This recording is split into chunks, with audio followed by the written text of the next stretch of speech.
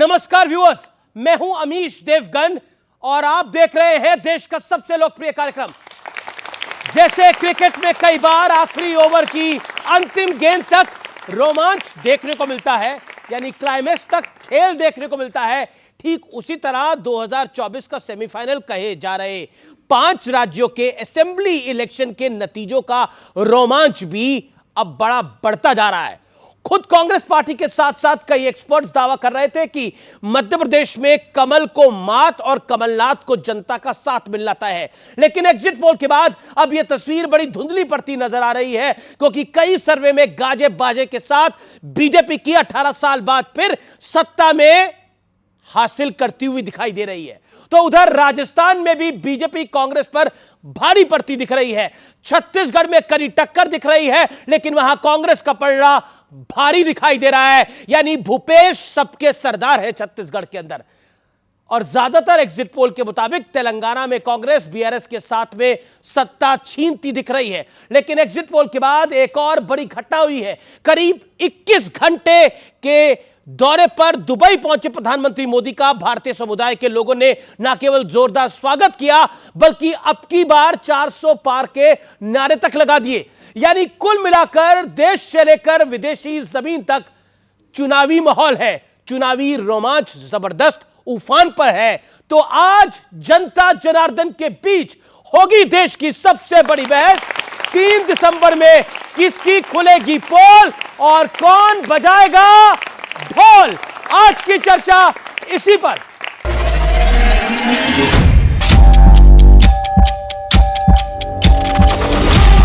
मध्य प्रदेश में कमल या कमलनाथ, राजस्थान में राज बदलेगा या रिवाज, छत्तीसगढ़ का गढ़ किसके नाम।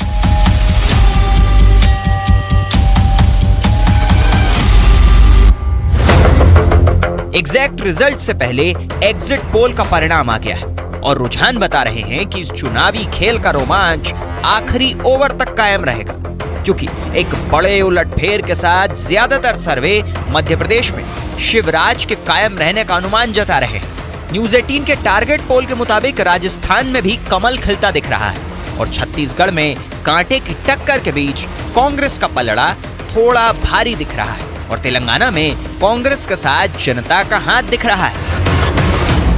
क्या आपको लगता है भ्रष्टाचार का मुद्दा भी हावी रहा है, इस वजह से कांग्रेस का नंबर जो है वो टाइट दिखाई दे रहा है? ये गंदे स्तर की राजनीति, मुझे नहीं लगता इसका असर पड़ेगा और इतना ईडी हो गया है कि उसका कुछ असर नहीं पड़ता, प्रभाव नहीं पड़ता। जोशी जी, कहीं ऐसा तो नहीं है कि आप लोग ओवर कॉन्फिडेंट थे, आप में भयंकर गुटबाजी थी? जिस प्रकार का विश्वास, समर्थन और आशीर्वाद भारतीय जनता पार्टी को मिला है, उस दावे के साथ कह सकता हूं कि राजस्थान में 135 प्लस 135 से ऊपर भारतीय जनता पार्टी की सीटें आने वाली है। पटवारी साहब, क्या आपको लगता है कि ये कांटे की टक्कर वाकई महंगी पड़ रही है कांग्रेस पार्टी को, या फिर सिंधिया का जाना महंगा पड़ रहा है? जो कांग्रेस पार्टी का इंटरनल सर्वे है उसमें कांग्रेस पार्टी को 135 सीट से ऊपर जा रही है, 155 तक भी जा सकती है। मैंने पहले ही कहा था मध्य प्रदेश में कोई कांटे की टक्कर नहीं है, भारतीय जनता पार्टी भारी बहुमत से जीतेगी।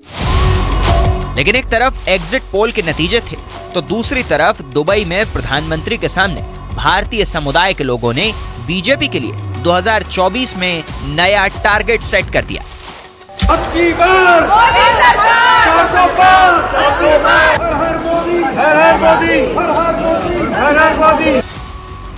लेकिन आज जनता के बीच 5 राज्यों के ट्रेलर पर होगी देश की सबसे बड़ी बहस। तो हमारे साथ आज कौन कौन जुड़ा है, आइए आपको मिलवा देते हैं। सबसे पहले आज का टॉपिक है किसकी खुलेगी पोल और कौन बजाएगा ढोल। तो आज के इस मेहमानों की लिस्ट में मैं अपने गेस्टों को बुलाऊंगा एक अलग अंदाज में। मेरे साथ पहले आ रहे हैं तहसीन पूनावाला का अभिनंदन है, तहसीन पूनावाला का अभिनंदन है। मेरे साथ राजनीतिक विश्लेषक है, उनका अभिनंदन है स्टूडियो के अंदर। मेरे साथ आ रहे राजकुमार भाटी को बुलाते हैं। राजकुमार भाटी, शहजाद पूनावाला, भारतीय जनता पार्टी के प्रवक्ता राजकुमार भाटी, संजय कुमार, चुनावी विश्लेषक जाने माने, जोरदार तालियों से अभिनंदन है। सौरभ दुबे, सूर्य मैथिल, संजय राणा, सैयद जवाद, संजीव कौशिक, मेहरुद्दीन रंगरेज, सबका अभिनंदन है। तो किसकी खुलेगी पोल, कौन बजाएगा ढोल? तो जोरदार तालियों से अभिनंदन करिए हमारे तमाम मेहमानों का, हमारे चुनावी एक्सपर्ट्स का, हमारे नेताओं का। आप सबका एक बार फिर अभिनंदन है न्यूज 18 के इस मेगा शो के अंदर। और आज की चर्चा की मैं शुरुआत करूं तो सबसे पहले कुछ आंकड़े देखना जरूरी हो जाता है।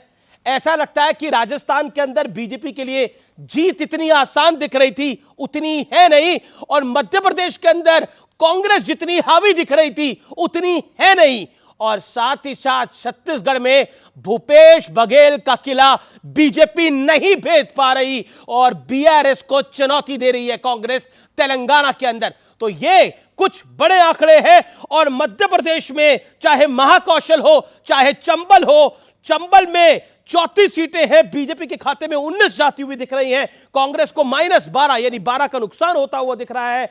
और महाकौशल जो कमलनाथ का इलाका है वहां बीजेपी स्वीप करती हुई दिख रही है, 47 सीटों में से 32 जीतती हुई दिख रही है, और कांग्रेस के खाते में 15 -13 हो रहा है और अन्य के खाते में 0 जा रही हैं। यानी जहां जहां मध्य प्रदेश में अन्य थे वो सारी सीटें लगभग बीजेपी के खाते में जा रही है और कांग्रेस से सीटें बीजेपी छीनती हुई दिख रही है। ऐसा कई एग्जिट पोल इशारा कर रहे हैं। तहसीन पूनावाला, राजकुमार भाटी, संजय कुमार और शहजाद पूनावाला, आपका एक बार फिर अभिनंदन है। और शुरुआत इस चर्चा की मैं करते हूं संजय कुमार से, क्योंकि चुनावी विश्लेषकों का ये दिन रहते हैं, ये 3 दिन।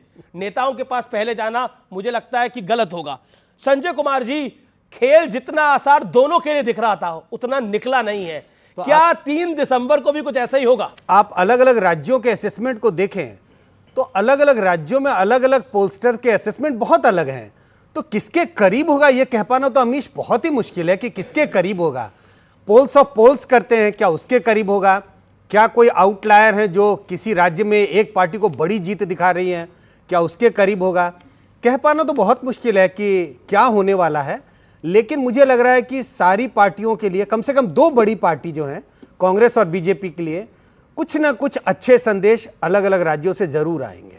कुछ अच्छे संदेश अलग अलग राज्यों से जरूर आएंगे। शहजाद पूनावाला, आप राजस्थान में खुद मोर्चा संभाले हुए थे, लेकिन राजस्थान में ऐसा लग रहा है कि खेल बन तो सकता है लेकिन बिगड़ भी सकता है। तो खेल बिगाड़ कौन